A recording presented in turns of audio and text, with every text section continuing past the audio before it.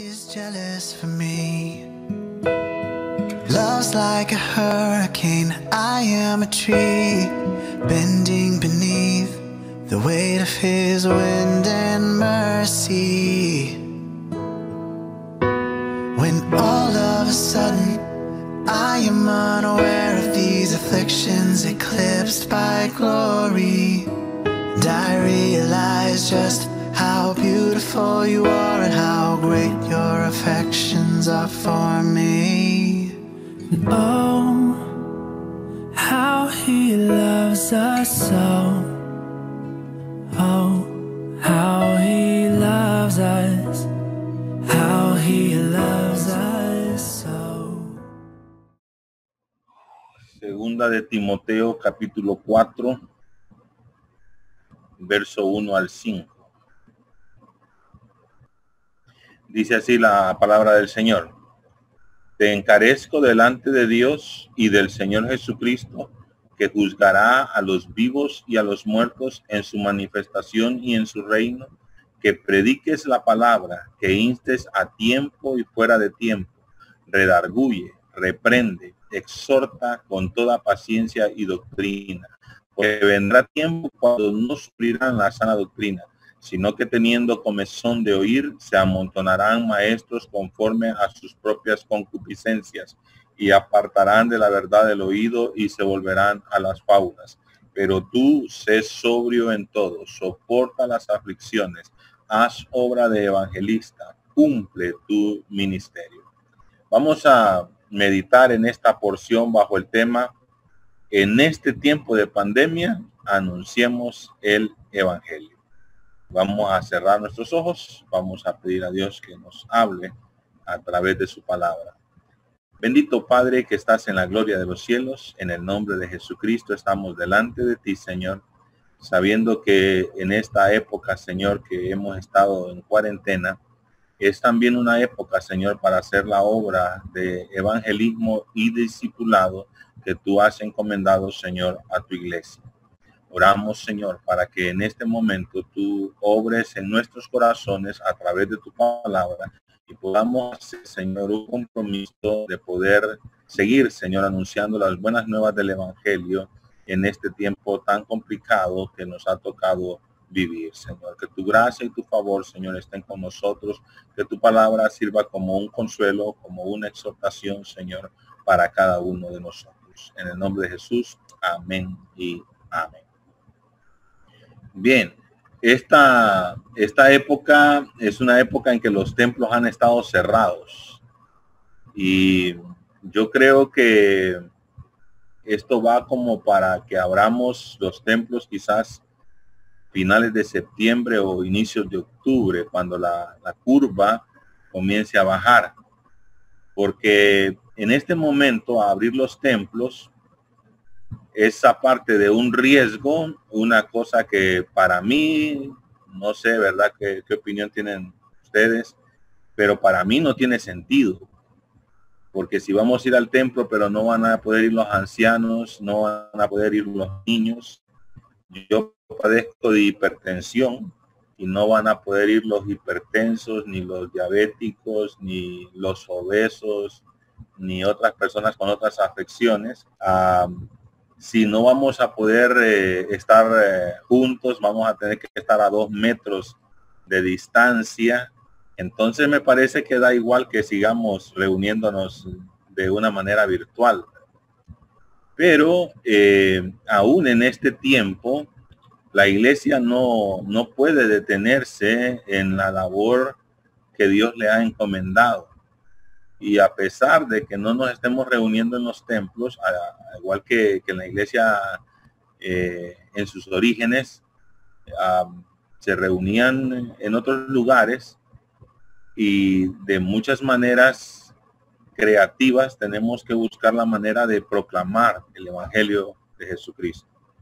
Doy gracias a Dios porque en este tiempo hemos tenido la oportunidad de compartir con algunos familiares el evangelio de Jesucristo.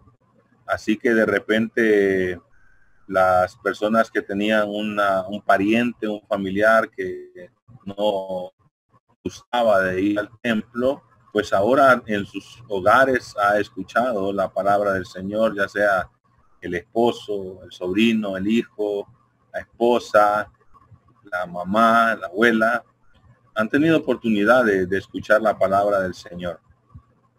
Pero tenemos que enfocarnos en esa tarea. Como iglesia tenemos que ver cómo podemos estar haciendo la obra evangelística y la obra de discipulado aún en este momento de pandemia. Y este texto que acabamos de leer nos llama precisamente a analizar esta obra de la evangelización como una obra prioritaria, importante, crucial en la vida de cada creyente, sobre todo en estos últimos tiempos. Los primeros textos nos enseñan que la evangelización es un encargo solemne en la presencia de Dios. El verso 1 dice: te encarezco delante de Dios y del Señor Jesucristo, que juzgará a los vivos y a los muertos en su manifestación y en su reino, que prediques la palabra. Así que la evangelización es un encargo. La palabra te encarezco es una palabra que puede traducirse también te encargo solemnemente, o te encargo mucho, o te pido, te ruego, ¿verdad? Que hagas esto. Así que es un encargo solemne en la presencia de Dios. Dice, te encarezco delante de Dios y del Señor Jesucristo. Así que tenemos una tarea que se nos ha encargado con mucha fuerza. El Señor Jesucristo también en Mateo 28 decía, toda autoridad me es dada en los cielos y en la tierra. Como quien dice, yo soy el que mando en todo el universo. Los israelitas no tenían una palabra para hablar del universo. Así que ellos hablaban de dos extremos para hablar del universo, los cielos y la tierra. Así también a veces cuando hablaban de un territorio no tenían una palabra para dar a entender todo el territorio. Entonces decían de costa a costa. Eran maneras de ellos para poder expresarse. Pues el Señor Jesucristo dice que tiene toda la autoridad en todo el universo y como Él es el que manda, entonces por tanto id y hacer discípulos a todas las naciones, bautizándolos en el nombre del Padre, el Hijo, del Espíritu Santo, enseñándoles que guarden todas las cosas que os he mandado, y aquí yo estoy con vosotros todos los días hasta el fin del mundo. Así que este encargo es un encargo solemne y es un encargo delante de Dios y de nuestro Señor Jesucristo. Tenemos que tener en cuenta que Dios nos va a juzgar.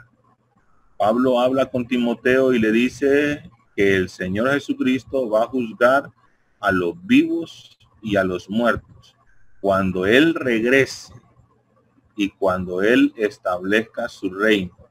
Entonces, por eso es que dice que juzgará a los vivos y a los muertos en su manifestación y en su reino. Nosotros debemos estar conscientes de que seremos juzgados por el Señor. Y cuando tenemos presente que seremos juzgados por el Señor, tenemos que tener presente que una de las cosas que Él nos demanda es precisamente la predicación de la palabra, la evangelización. Así que sabiendo que Dios va a juzgarnos, como cristianos sabemos que no vamos a entrar al juicio del gran trono blanco a poder ser condenados y lanzados al infierno. Pero la Biblia dice que nosotros compareceremos todos ante el tribunal de Cristo y que cada uno recibirá su recompensa de acuerdo con la labor que haya hecho dentro del cuerpo. Una de las cosas que Dios va a recompensar es justamente esta cuestión de la evangelización, el trabajo que hemos hecho por ganar almas para el Señor Jesucristo. Entonces, la La evangelización es un encargo en la presencia de Dios, un encargo solemne delante del Señor. Ahora, ¿en qué consiste la evangelización? Bueno, de acuerdo con estos textos, el verso 2 dice que prediques la palabra. Si hay algo que nosotros debemos dar como el mensaje de Dios, es lo que dice en su palabra. Nosotros sabemos que ahora hay muchos mensajes que no son el verdadero evangelio, como vimos en la última ocasión que estuvimos reunidos. Son más mensajes motivacionales, son más mensajes de avaricia, son más cosas que la gente quiere escuchar que verdadera la palabra de Dios.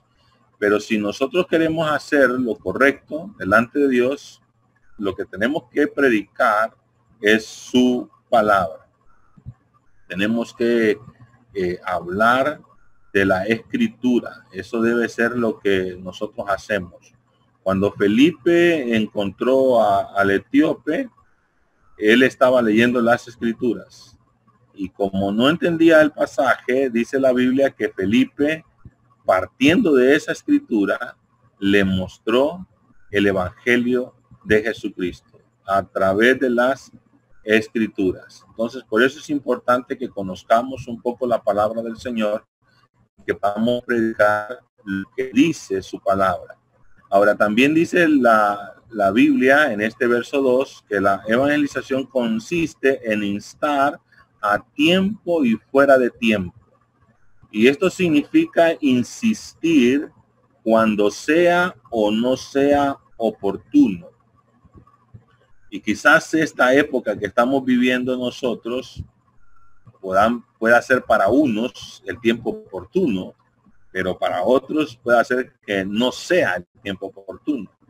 Lo bonito, hermano, de ver estos textos es que nos enseñan que no importa si pensamos lo uno o lo otro, siempre es tiempo para la evangelización. Debemos insistir con la palabra de Dios cuando sea oportuno y cuando no lo sea.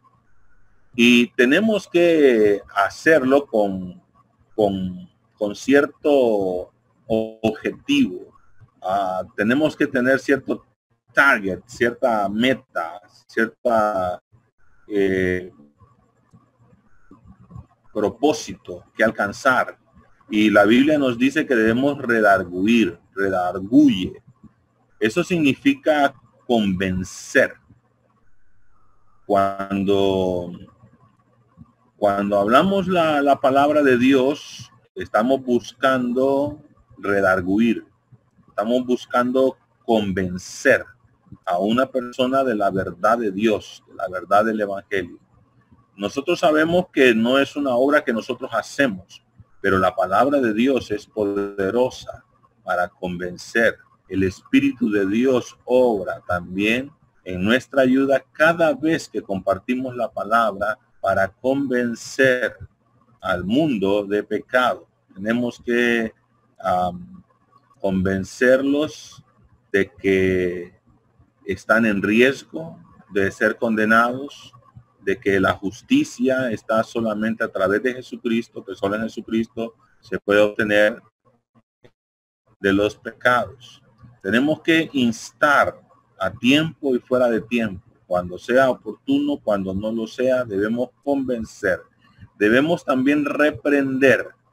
La palabra arrepender también puede decirse censurar. Es decir, que nosotros podemos ver algo que está mal y señalar lo que está mal con el objetivo de corregirlo. Así que cuando predicamos la palabra del Señor, buscamos convencer a la gente de la necesidad que tiene de Jesucristo, pero a la vez reprendemos su conducta y su pecado para animarles a arrepentirse de sus pecados. Esta es quizás la parte más conflictiva, cuando uno tiene que mostrar, ¿verdad?, realmente que estamos en pecado y reprender la conducta inadecuada de alguien. Pero es parte del evangelio. Cuando vemos a personas mentir, cuando vemos a personas robar, cuando vemos a personas adulterar, fornicar, cuando vemos a las personas hacer cosas indebidas, el irrespeto a sus padres, el abandono de Dios. Entonces debemos reprenderlos y hacerles ver que la conducta que están llevando es una conducta inadecuada y que necesitan de Jesucristo para poder ser transformados, para poder ser perdonados. Pero también dice la Biblia que debemos exhortar. Y esto tiende a decir otra palabra que se usa en otras versiones, que es animar. Así que nosotros buscamos también con la palabra de Dios animar a las personas a buscar de Dios, animarlas a arrepentirse, animarlas a vivir una vida correcta. De eso se trata la evangelización, es predicar la palabra a tiempo, fuera de tiempo, para redarguir, reprender, para exhortar, y requiere de mucha paciencia y de mucha enseñanza o de mucha instrucción. Por eso dice el apóstol, con toda paciencia y doctrina. La palabra doctrina podemos decirla como instrucción o como enseñanza, pero la palabra paciencia es una palabra que todos entendemos. Cuando Jesucristo habló acerca de la obra evangelizadora, dijo que era como pescar. El pescador tiene que tener paciencia para poder atrapar al pez. El labrador tiene que tener paciencia para poder ver los frutos de la labor. Y la evangelización requiere paciencia, mucha paciencia. A veces nosotros nos sentimos desilusionados. Parece que las personas no quieren responder. Parece que las personas son muy duras. A veces vemos a las personas muy indiferentes. Pero es ahí donde debemos recordar que necesitamos dos cosas para la evangelización. Requerimos de paciencia y requerimos de instrucción. Así que vale la pena seguir enseñando lo que dice la palabra de Dios. Vale la pena seguir tomando textos, porque lo que dice la Biblia es que la fe viene por el oír y el oír por la palabra de Dios. Entre más expuesta esté una persona a la palabra de Dios, entonces es más posible que surja en ellos la fe. La palabra de Dios es una palabra poderosa. Solamente tenemos que tener paciencia.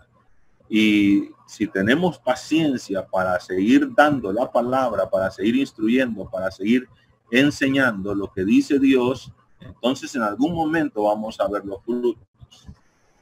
En Jeremías dice Dios que su palabra es como un martillo que quebranta la roca. Hemos escuchado hablar de una gota, ¿verdad? Que cae y al final quiebra la piedra, rompe la roca. Así es la palabra de Dios, pero la Biblia nos dice que es más como un martillo que quebranta la roca, quebranta la piedra. Lógicamente, cuando nosotros damos un primer martillazo, la roca parece que no le ha pasado nada, y le damos otro y igual, ¿verdad? A veces miramos como que no pasa nada, pero de repente, aunque no parezca que hemos hecho mella, en un golpe, ¡pum!, se abre, se rompe en dos. Así es la palabra de Dios. Vamos golpeando y de repente vemos la persona como que no le entra, como que es muy dura, como que no tiene ningún efecto la palabra de Dios.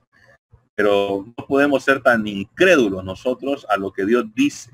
Si Él dice que la fe viene por el oír y el oír por la palabra de Dios, debemos confiar en el poder de la palabra de Dios. Si la Biblia dice que la palabra de Dios es como un martillo que quebranta la roca, debemos confiar en Dios y creer que en algún momento ese corazón, por duro que se vea, será quebrantado. Requiere mucha paciencia, pero requiere también instrucción. Luego también la palabra dice que es como un fuego que enciende la leña. A veces podemos ver un corazón como muy frío, pero la palabra de Dios es como un fuego y después ese corazón frío empieza a arder. Y es una cosa muy maravillosa cuando vemos a alguien que su corazón arde por el Señor. Pero es el resultado de mucho trabajo, de mucha paciencia y de mucha instrucción a la palabra de Dios. Quizás algunos de nosotros podemos recordar también cómo vimos al Señor. ¿Cuántas veces se nos tuvo que hablar de la palabra de Dios? ¿Cuántas veces la gente se pudo haber ido frustrada pensando que no hubo ningún resultado? Pero como al final nuestro corazón fue quebrantado, como al final nosotros creímos en Jesús, nos arrepentimos de nuestros pecados y la palabra de Dios nos hizo renacer para una vida nueva. La fe vino a habitar en nuestros corazones y fue resultado de la palabra de Dios, del esfuerzo quizá no de uno, sino de varios hermanos que nos hablaron la palabra del Señor. Así que pensemos siempre en eso. La evangelización consiste en predicar la palabra, en hacerlo cuando consideremos que es oportuno o cuando consideremos que no es oportuno. Consiste en redarguir o convencer, en reprender o censurar, en animar o exhortar, y debe hacerse con toda paciencia, toda doctrina. Lo que el apóstol está viendo es un tiempo peligroso en el cual vendrá que este tiempo en que la verdad del evangelio será rechazada. Así que debido a que este tiempo vendrá y ya prácticamente nosotros estamos viviendo este tiempo, desde los tiempos del apóstol también ya se miraba gente de ese mismo nivel. Este tiempo cuando la gente no sufrirá la sana doctrina, no la soportarán, eso es lo que significa, no la tolerarán. Hay muchas personas que si no vamos nosotros con la verdad, entonces, o ellos rechazan la verdad, entonces teniendo comezón de oír, se amontonan maestros conforme a sus propias concupiscencias. Son ellos llevados por sus propios deseos. Son dirigidos por sus propios caprichos. Y se amontonan maestros que les predican lo que ellos quieren oír. El problema de que no haya una persona que esté predicando la verdad es que hay muchos que están predicando una mentira. La verdad que la gente necesita es algo que usted tiene. Y la mentira que ellos desean escuchar es algo que tienen muchos. Hay a montones, ¿verdad?, de maestros que están dispuestos a decirle a la gente lo que ellos quieren escuchar. Y es debido a eso que las personas que se van a escuchar lo que ellos quieren oír, porque hay montones de maestros que les dicen los que ellos quieren oír, entonces apartan de la verdad el oído, o sea, dejan de escuchar la verdad, dan la espalda a la verdad y se vuelven a las fábulas, se vuelven a los mitos y se creerán toda clase de cuentos. Esta es la situación complicada. Tenemos en este tiempo dos clases de personas.